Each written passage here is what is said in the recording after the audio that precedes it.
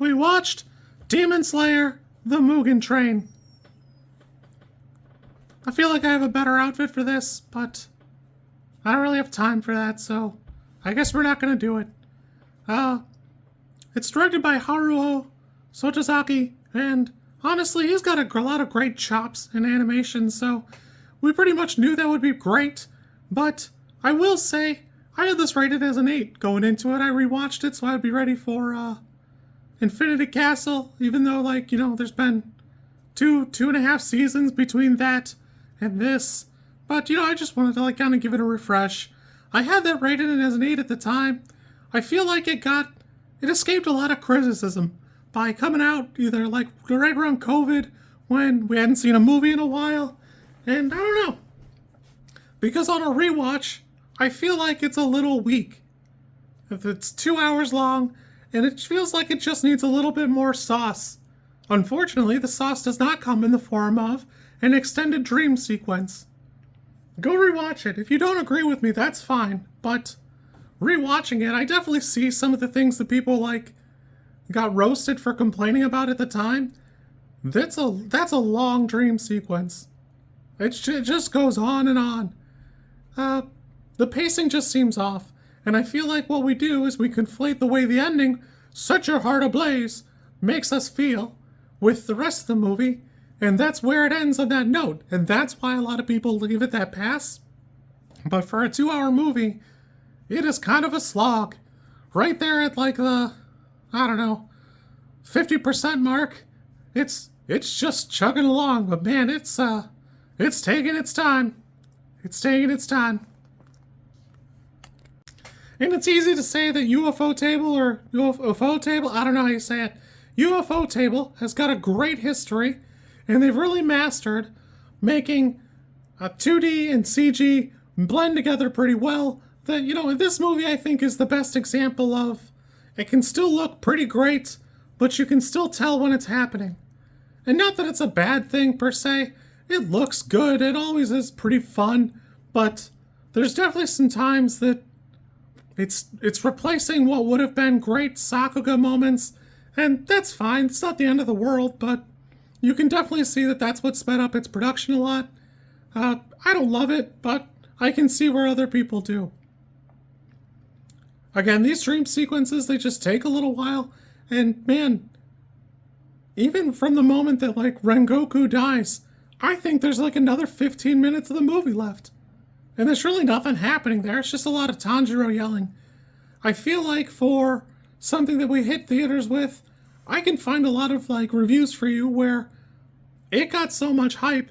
There were people who didn't even watch the show watching the movie that it probably could have stood to subtract about 30 minutes off the runtime, 20 minutes off this dream sequence and some of the other moments where they're just sitting around yapping at each other, and probably give it that 10-minute cut of Tanjiro finding his family, training, and then slowly becoming a person or a real character.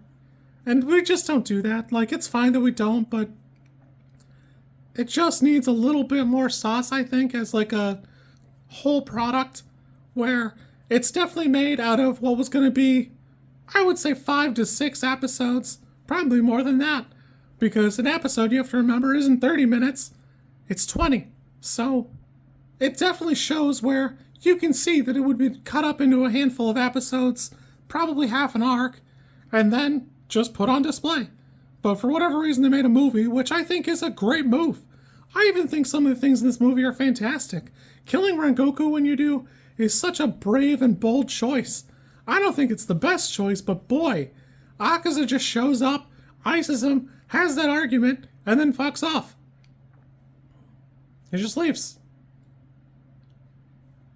That's wild. It's so wild because you could tell Rengoku right from the start would be a fan favorite.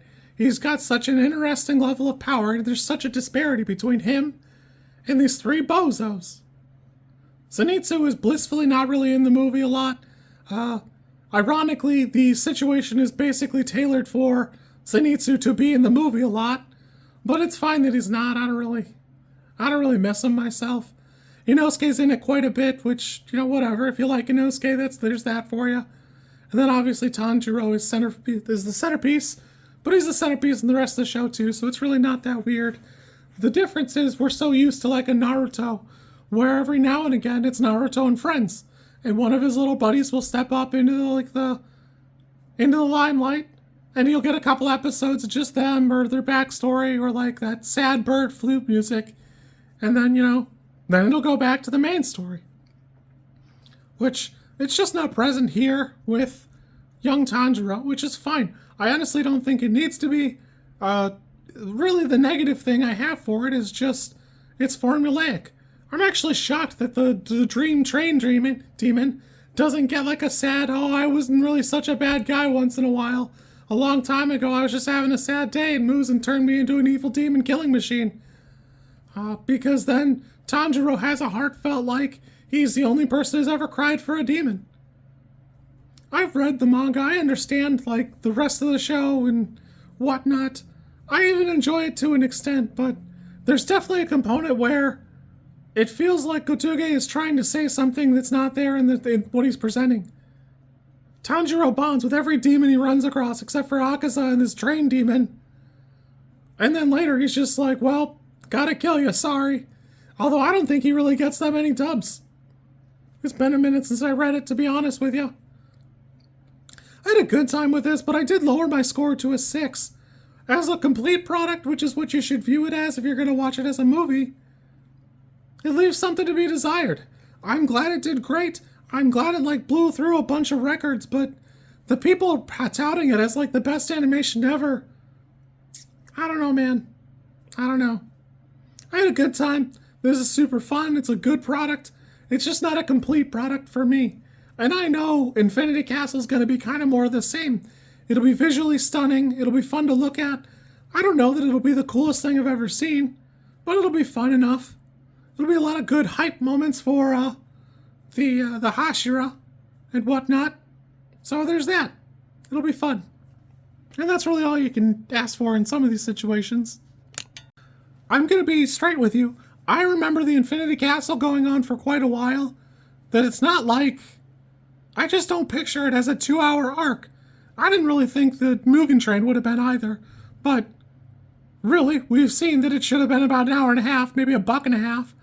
But I'll be surprised if this movie is a complete product. I watched Dan the Evil Eye in theaters, and while that's really great, it is, again, super obvious that it's just kind of an anime premiere of the season. Hey, check this out, this is what it's like. That it doesn't even close the Evil Eye. That's still got an episode and a half left, I think, when you get to the end of what we saw in theaters. Which is kind of odd, because, G Quux does such a great job. I still have not caught up on it, so my bad. I think I started this channel when G Quux premiered, but G Quux is such a great presentation. You got, an hour of Char's backstory and, how the universe is different, and then Machu running around joining the Gundam fight thing. I was super hyped for it, so now that it's done, I'm gonna watch it. But there's such a huge disparity between what you got as a product in this, in Danadan, and G Quux. You know what I mean? You could compare it to Promare all day, but Promare's a 10 for me. I don't know how to help you guys. It's not gonna make it. And I just think it needs to be said. It's fine that people love it and people enjoy it, but it's definitely not what you guys are hyping it up to be. Oh well. Anyways, you kids be good. Now that I've remembered it, I gotta watch some G Quux this week. And, yeah. I'm excited for Infinity Castle. I'll be excited to see what exactly we cover. Yeah, I remember being excited for a couple of the demons. I just don't remember which ones right now. So, whatever. That'll be a fun surprise for me. If you like this content, I'm supposed to ask you to like, comment, and subscribe. I think like is here, and comment is probably down there, and subscribe over there somewhere too, I think.